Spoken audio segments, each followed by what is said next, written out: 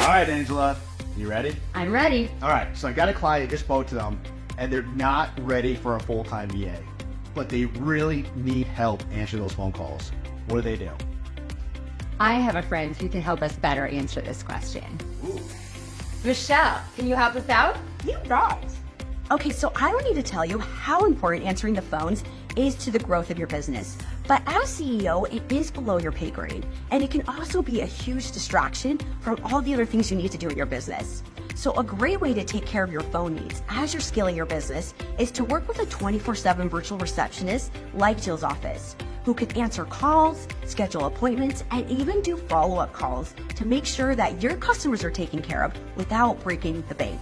And it's a great way to take care of that until you're ready to hire a VA. And at that point, it can just serve as backup and overflow.